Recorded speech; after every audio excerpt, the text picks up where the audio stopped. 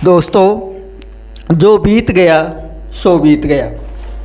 यदि हम में कोई गलत हो गया तो सिर्फ उसी की चिंता में नहीं उलझना चाहिए, बल्कि वर्तमान को सुधार कर अपने भविष्य को संवारना चाहिए।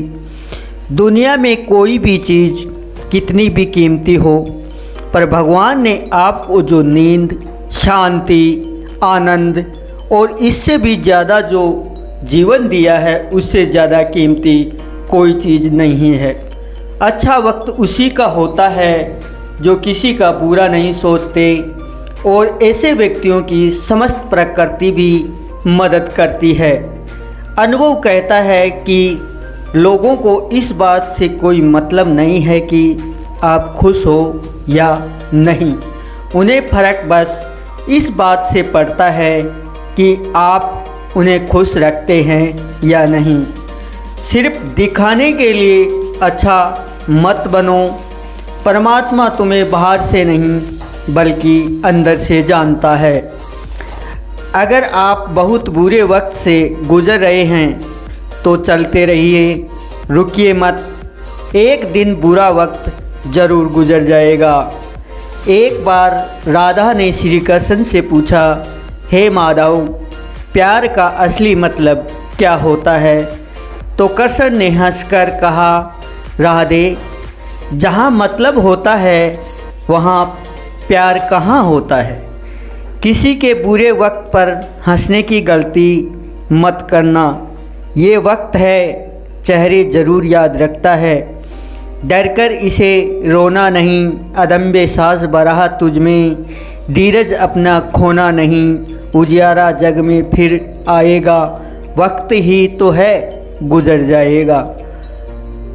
पौध ले गम के आंसू अपने बीज समझकर बोना नहीं, छोड़ा जिसने साथ तुम्हारा, याद को उसकी ढोना नहीं, खुशियों का पल है फिर आएगा, वक्त ही तो है गुजर जाएगा। दोस्तों, एक बार एक इंसान बहुत दुखी था। वह अपने ज़िंदगी में कुछ समय से बहुत सारी मुसीबतों से जूझ रहा था। वो हमेशा सोचता था कि मैं अपनी ज़िंदगी के लिए, अपने बीवी बच्चों के लिए कुछ नहीं कर पा रहा हूँ। इसके साथ साथ मैंने खुद के लिए भी ज़िंदगी में कुछ नहीं किया है। मैं ऐसी ज़िंदगी क्यों जी रहा हूँ? कभी लगता है ज़िंदगी और इन सारी मुसीबतों को एक साथ ख़त्म कर दूँ। ये इंसान हमेशा बस इसी तरह सोचता रहता था। एक दिन वो नज़दीक के बहुत बड़े तपस्वी के पास चला जाता है। वो घने जंगल में बैठे तपस्वी को अपनी सारी हकीकत बता देता है और कहता है, तपस्वी जी, आप इतनी साधना करते हो, अपनी तपस्या से आप इस वास्तविक ज़िंदगी के हर हिस्से से ज्ञात हो। क्या आप मुझे मेरे बुरे वक्त से निकालने का कुछ रास्ता बता सकते हो? मैं 2 वक्त की रोटी कमाने के लिए और एक छोटा सा संसार चलाने के लिए भी नाकामयाब हूँ। मैंने ज़्यादा पढ़ाई लिखाई भी नहीं की है और मैं एक साधारण सा इंसान हूँ। मुझे कुछ भी करके इस बुरे वक्त से बाहर निकलना है। तपस्वी जी, मुझे ऐसा आसान सा मार्ग बताओ जिसकी वजह से मैं फिर से सुकून और खुशी की ज़िंदगी जीने लगूं। क्योंकि आप बहुत गहरी ज्ञान की बातें बताओगे तो मैं उसे आत्मसात नहीं कर पाऊँगा। तपस्वी जी कहते हैं, ठीक है, मैं तुम्हें एक काम बताऊंगा। वो काम तुम्हें 7 दिन तक करना होगा। सामने वाले नदी के उस पार एक छोटा सा मंदिर है, लेकिन उस मंदिर के अगल बगल में बहुत पेड़ हैं, बहुत सारे पंछियों के घोंसले हैं। वे पंछी बहुत बिलबिलाहट करते हैं और उसकी वजह से इस वन में शांति नष्ट हो जाती है। तुम उन पंछियों के घोंसले को लगातार 7 दिन तक तोड़ते रहो।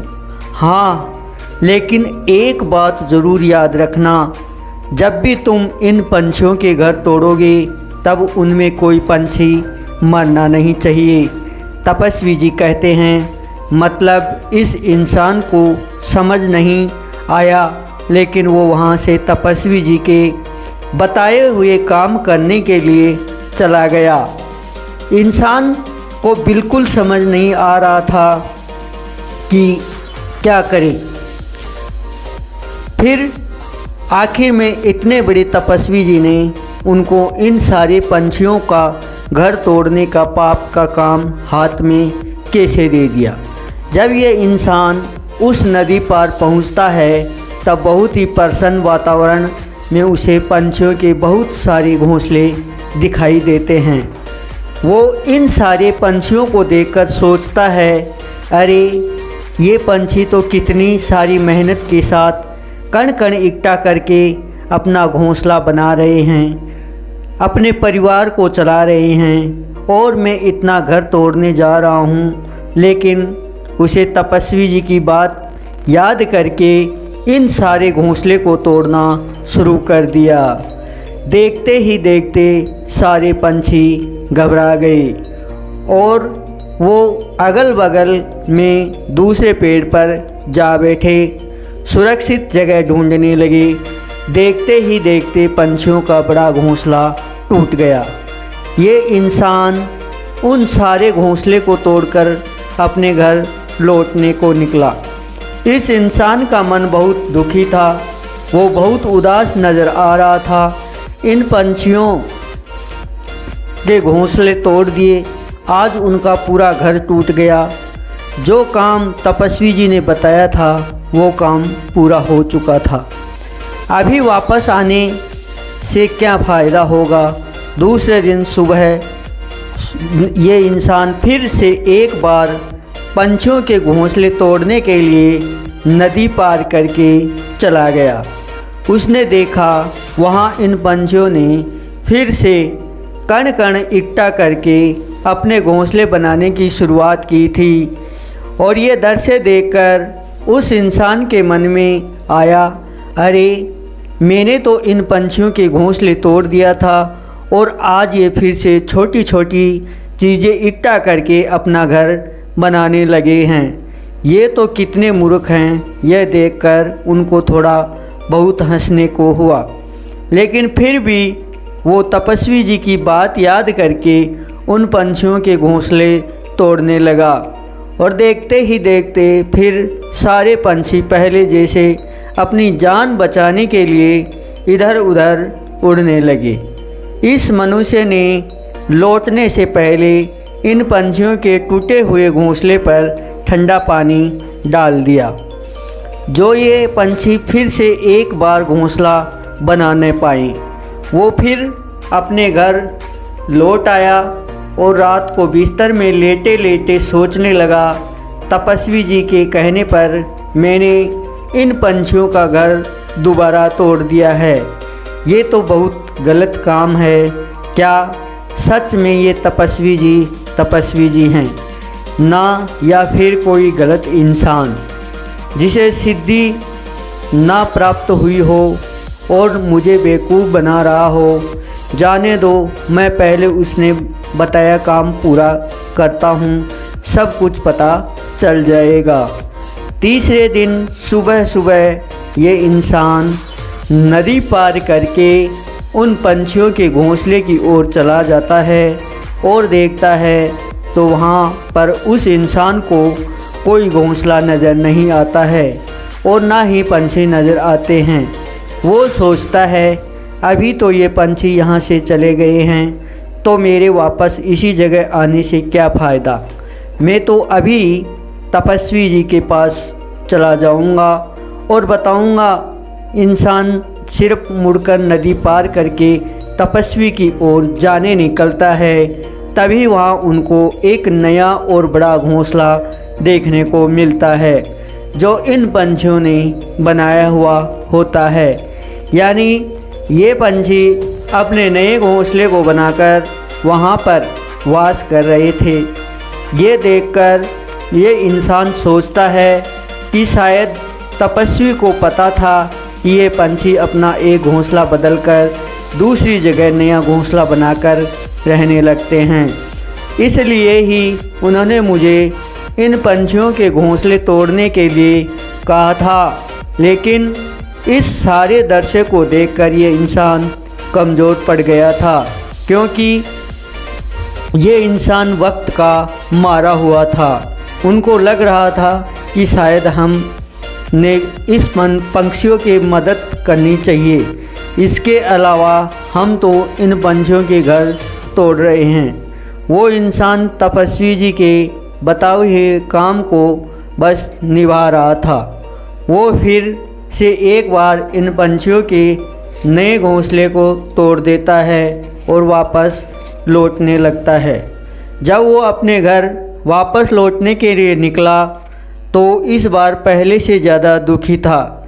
वह सोने से पहले सोचने लगा, मैं कितना बुरा हूँ, शायद शैतान बन गया हूँ, इन पंछियों को उनका नया घर तक बसने नहीं देता हूँ।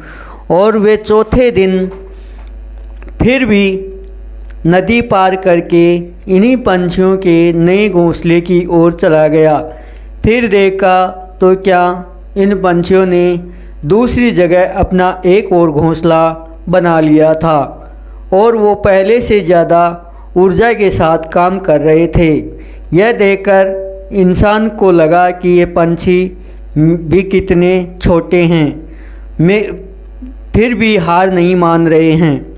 मैंने कितनी बार इनका घोंसला तहस नहस कर दिया, फिर भी उसे उभरने की कोशिश कर रहे हैं। यह देखकर तपस्वी के कहने पर वो फिर से एक बार पंछियों के बनाए घोंसले को तोड़ देता है।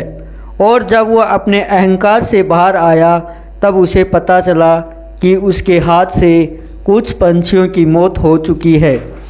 इस बार ये सारा दृश्य देखकर इंसान रोते रोते अपने घर वापस लौट आया और फिर सोने से पहले सोचने लगा कि मैंने इन पंछियों का पर बहुत अत्याचार कर रहा हूँ, इससे ज़्यादा अत्याचार अभी मैं नहीं कर पाऊँगा। 5वें दिन वो उठकर इन पंछियों को खाना खिलाने के लिए घास लेकर पहुँच जाता है। उस वक्त इस इंसान के मन में प्यार प्रेम के भाव बसा हुआ था। फिर भी एक बार नदी पार करके उन पंछियों के घोंसले की ओर चला गया। फिर भी उसने देखा कि ये पंछी फिर एक बार ज़्यादा ऊर्जा के साथ ये नया घोंसला बनाने में लगे हुए थे। उसने उन पंछियों को खाना खिलाया और अगले 3 दिन तक बिल्कुल ऐसा ही करता रहा। 7वें दिन के बाद इंसान उन्हीं तपस्वी के पास वापस जंगल में जाता है और कहता है, तपस्वी जी, जैसे आपने बताया था वैसे बताया हुआ काम पूरा करने की कोशिश की।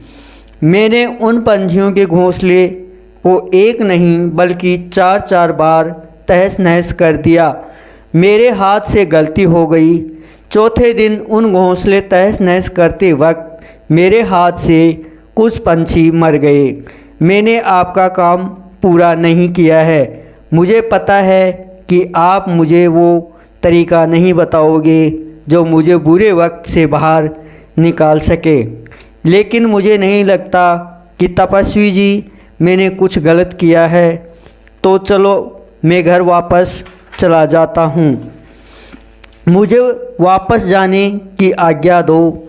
यह बात सुनकर तपस्वी जी मुस्कुराते हैं और कहते हैं, अरे इंसान, घर जाने की इतनी क्या जल्दी है, थोड़ा जलपान कर उसके बाद तुम लौट जाओ। तपस्वी जी इस युवक इंसान के हाथ में पानी का लोटा देते हैं। ये इंसान जलपान करता है और उसके बाद तपस्वी जी इस इंसान से पूछते हैं, अरे बेटा, तुम उन पंछियों के घोंसले को क्यों तबाह नहीं कर पाई? तब वह इंसान ने सारी हकीकत बताते हुए जवाब दिया कि तपस्वी जी, मैंने एक नहीं बल्कि 4 बार इन पंछियों के घोंसले तोड़ दिए हैं, लेकिन वो नई जगह अपना घोंसला बना रहे थे। तपस्वी जी कहते हैं, अरे इंसान, तुम उन पंछियों से कितने विशालकाय हो। ज़रूर उन पंछियों से ज़्यादा शक्ति तुम्हारे पास थी, लेकिन तो भी तुम अपना घर आखिर तक तोड़ नहीं पाए। मैंने तुमको उन पंछियों के घर तोड़ने के लिए नहीं भेजा था, बल्कि तुम्हें सिखाने के लिए भेजा था कि तुम्हें ज़रूर इन चीज़ों से सीख मिली। कि तुम्हारे लिए पहली सीख यह है, जब तूने पंछियों के घोंसले कितनी बार तबाह करने की कोशिश की, लेकिन वो पंछी तुम्हारी दृढ़ता से टूटे नहीं, बल्कि फिर भी उभर कर नया घोंसला बनाने की कोशिश कर रहे थे। जीवन ही कार्य शीतलता का नाम है, जीवन ही कर्म शीतलता का अर्थ है। और इतने छोटे पंछी हर रोज़ टूटकर कभी हार नहीं मान रहे थे। वो हर दिन और नई ऊर्जा के साथ अपना घोंसला बना रहे थे। लेकिन हम इंसान एक दो बार में ही दुख मिलने पर टूट जाते हैं, हार जाते हैं। इतना ही क्या, हमसे कुछ इंसान दुख मिलने पर हार जाते हैं और मिलने पर इस जीवन को ही ख़त्म कर देते हैं। जीवन इतना भी कठिन नहीं है जितना हम सोचते हैं। सत्य में जीवन कर्मशीलता का दूसरा नाम है और मृत्यु अंतिम सत्य। इसलिए नौजवान, तुम मृत्यु आने से पहले बस कर्म करो और बाद में तो परम विश्राम को ही जाना है। और मेरी ये कहानी आपको कैसी लगी? अगर अच्छी लगी तो आप मुझे कमेंट में करके मुझे बताइए और चैनल को सब्सक्राइब करिए।